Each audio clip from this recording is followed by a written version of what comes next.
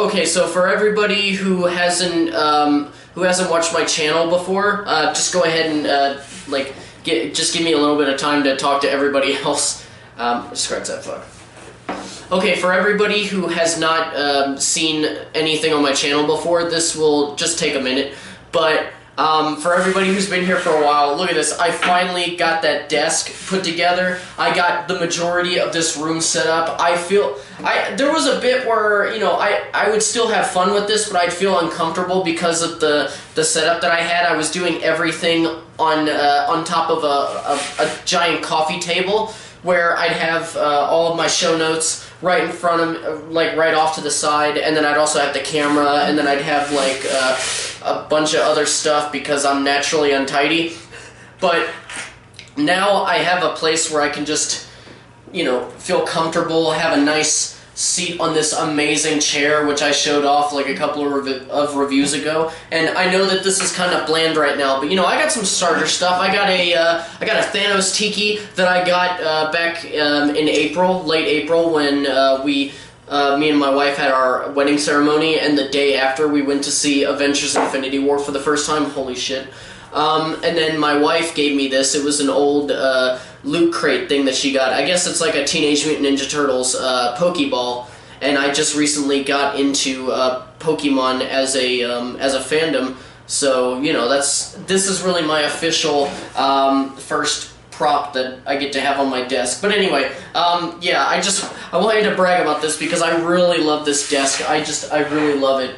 But anyway, let's go ahead and get on to the review. And what we're reviewing today is Disney's Christopher Robin, which is the latest film to bring our beloved A.A. Milne classic Winnie the Pooh back to the silver screen. And as you can tell, the film follows Christopher Robin, the main boy who would hang out with Winnie the Pooh and his friends and have all these amazing adventures, I can't speak today, in the 100-acre wood. But the film primarily takes place after the final film in Milne's little saga, I guess you could say, but basically in the film series, which is The House on Pooh Corner, which showed Christopher Robin heading off to boarding school. And it starts up right about there. We get some glimpses of his childhood, and then we follow him into his adulthood. He has a wife and a daughter, and he's this middle management employee in a luggage company, and he's pretty much lost all personality at this point. He's an overworked man who focuses solely on work and doesn't take much time to play with his daughter or spend time with his wife. But in randomly comes, you know, Winnie the Pooh, who Christopher has not seen in at least 30 years, and honestly isn't even sure is real to this point. And Pooh helps pave the way to help Christopher Robin reconnect with his childhood, and, you know, just learning to lighten the hell up. Before I get into the main review, I do want to point out that I am a fan of Winnie the Pooh. I haven't read too much of the books yet, but I've mostly dabbled. But I've loved almost everything that Disney has done with the Winnie the Pooh name. And, you know, I grew up with Disney in my household, as I've mentioned to many of you before. And one of the first animated movies that I remember watching was 1977's Many Adventures of Winnie the Pooh. And I've watched almost every animated show and, you know, movie that's been released after that point. And of course, while growing up, there was this period of my life where I detested anything having to do with Pooh and Friends. Not really sure why. I had just decided that it was childish, and, you know, had even made it to where I believed that my parents were childish for still loving them.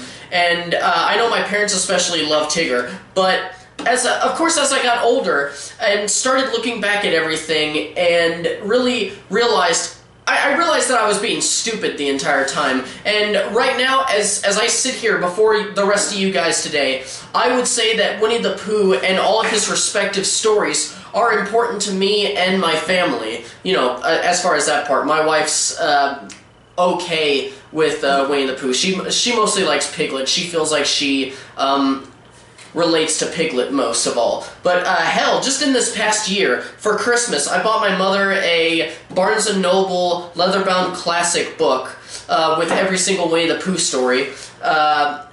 And what was it? I had went on a double date with my friend, or with my wife and a friend of mine and his girlfriend at the time, and we went into this pottery into this pottery place where they basically give you those starting out things. Like, I took a cup and you're supposed to paint it and make it look cool. I ended up making a honey pot coffee mug, and it even said the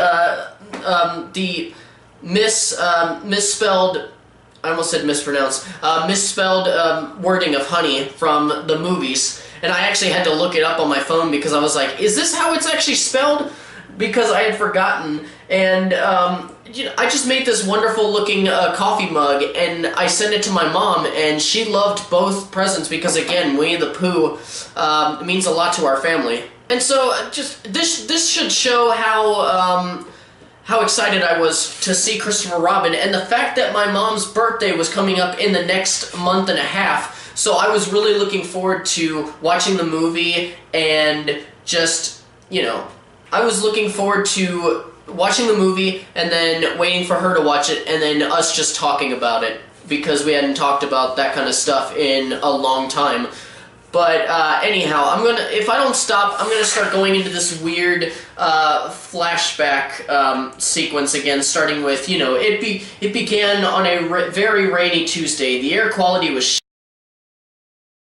Okay, so for those of you who have not seen any of my videos, how I break down my thoughts on films is that I do a pro and con list. And it's pretty self-explanatory. Con is pretty much everything good that I liked, and con is pretty much everything that either lacked a certain quality or it was just plain awful. So let's go ahead and start with the pros. First, let's start off with the citizens, the inhabitants of the 100 Acre Wood, because they were probably the main reason why the majority of people were going to this movie in the first place. First off, Pooh is wonderful. I've always loved Pooh and his simple and just wonderful disposition towards life, and of course, Tigger was great too. It makes sense that both of these characters were such highlights, because both of them were voiced by Jim Cummings in this one, and he's been voicing those characters since early 90s, maybe at most late 80s.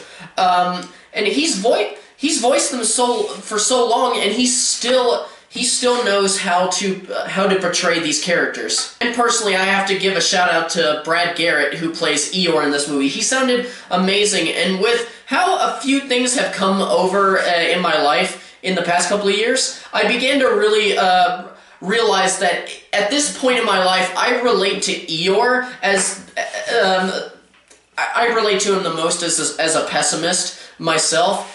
And so anytime he would say something or do anything in the movie, I'd think, wow, I get you now. For Ewan McGregor as Christopher Robin, you can tell that he's putting a lot of effort into this character, which is admirable, and the performance is good. You can tell that he's performing to what the director and the screenwriters wanted.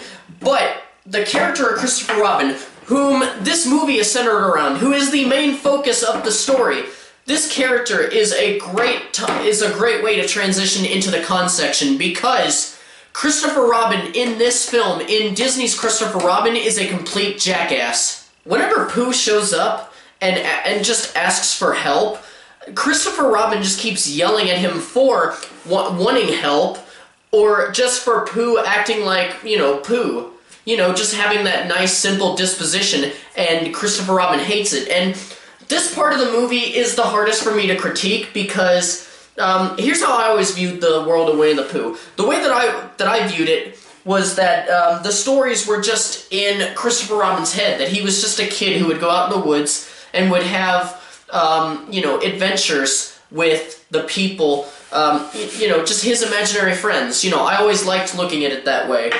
And, you know, whether these were based off of real life tangible things like stuffed animals, or just something that he completely formulated in his head, he still gave life to these characters. And in this movie, the characters interact with the world, and others notice, so it's obviously not in his head, which also brings up another thing about Christopher Robin that I think is really dickish, that made him even more of a dick. There are these sentient creatures out in the woods that rely on you to come out and just say hello and to spend time with them. That,